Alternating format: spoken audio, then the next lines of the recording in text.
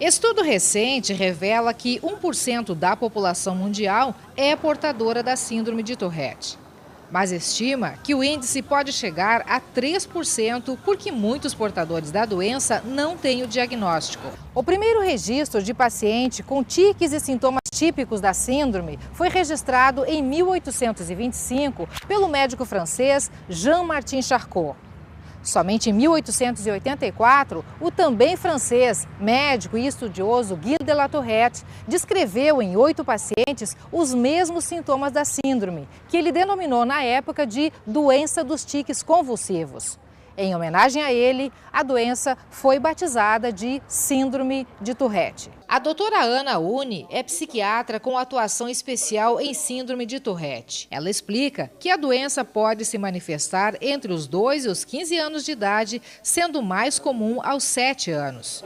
Os sinais podem ser tiques como piscadas de olhos, caretas, pigarro e fungadelas, entre outros.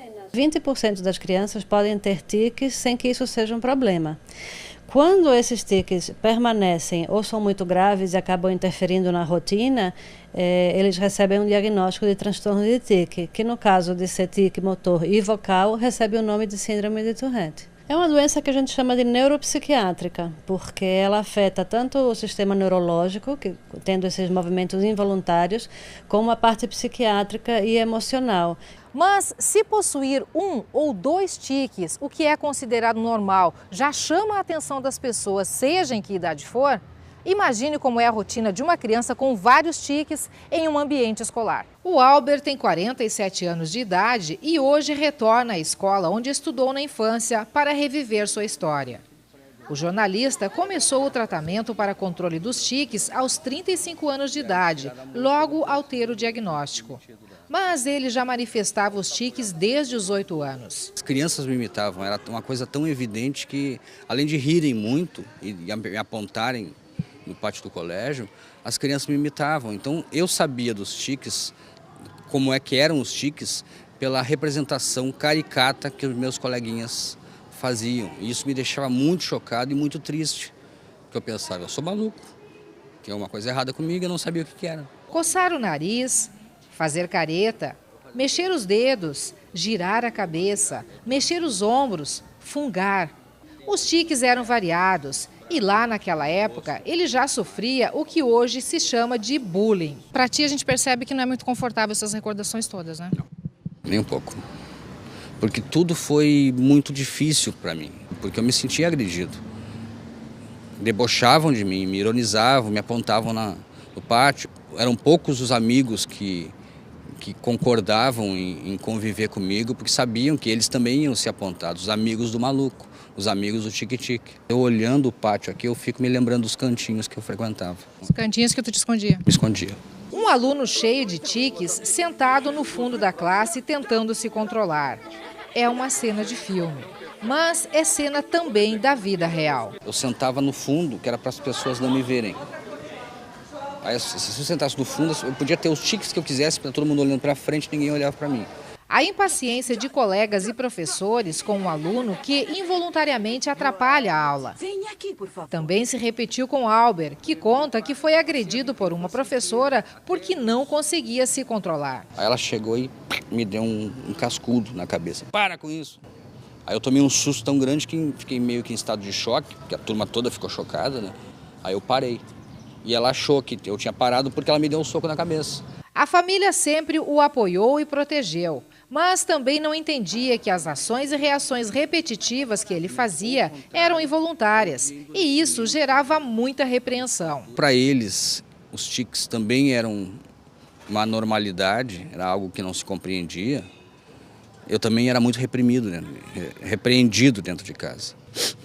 Eu fazia isso, fazia muito seguido isso, e imagina durante o almoço alguém irritava as pessoas, me mandavam parar, eu não conseguia, eu me levantava, no meio do almoço eu me levantava, saía. A Fernanda trabalha há 10 anos com alunos especiais e há 3 anos é diretora de uma escola APAE.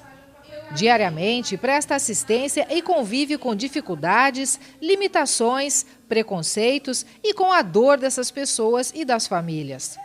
Ela conta que há 4 anos chegou em casa e encontrou o filho de 10 anos com um tique vocal incontrolável. Com o passar do tempo, foi uma sucessão de outros tiques. Ele piscava, estalava os dedos e repetia palavras.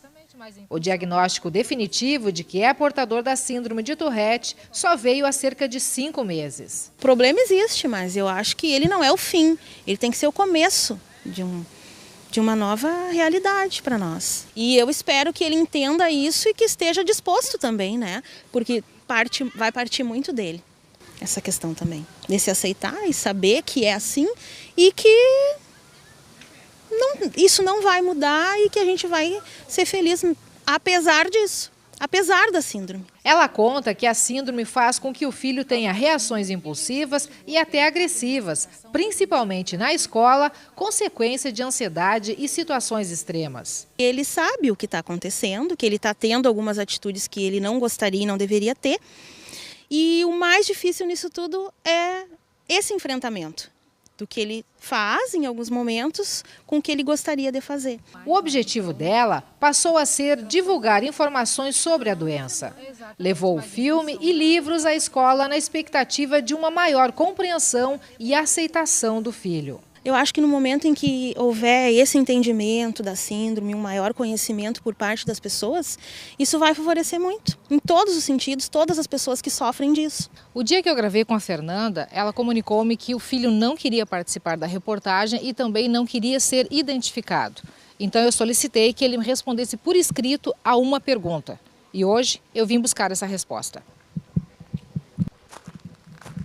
O filho da Fernanda teve diagnóstico de síndrome de Tourette há apenas 4 meses. Daí eu perguntei a ele como ele se sente neste momento, já que tudo é muito novo na vida dele. E a resposta dele foi essa: só eu sei o preço deste novo recomeço.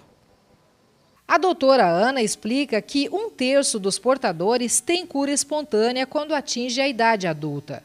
E a boa notícia é que há tratamento para os demais. Tem uma série de medicamentos que são utilizados e podem ter um benefício muito bom, de 60% a 80%, 90% de melhora.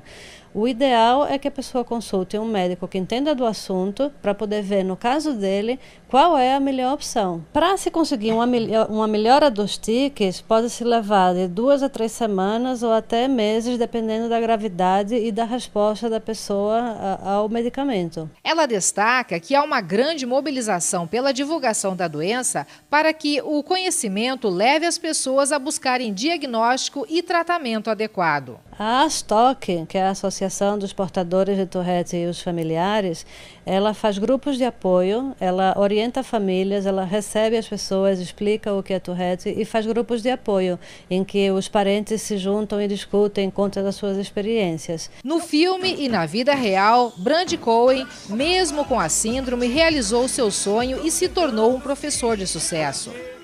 Fernanda está determinada. Para ela, conhecer mais sobre a síndrome de Tourette e ajudar o filho a ser feliz apesar da doença e auxiliar também outras pessoas é uma missão que está apenas começando. Uma missão, né?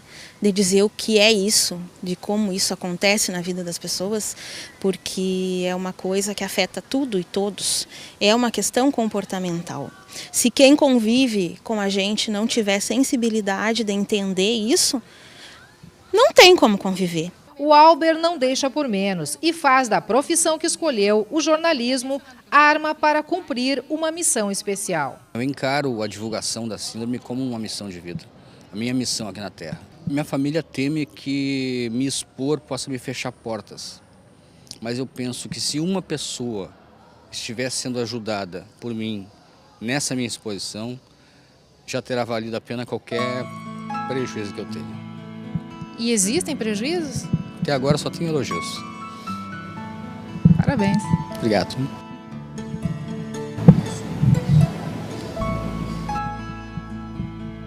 É um orgulho para mim falar, mas me emociona também.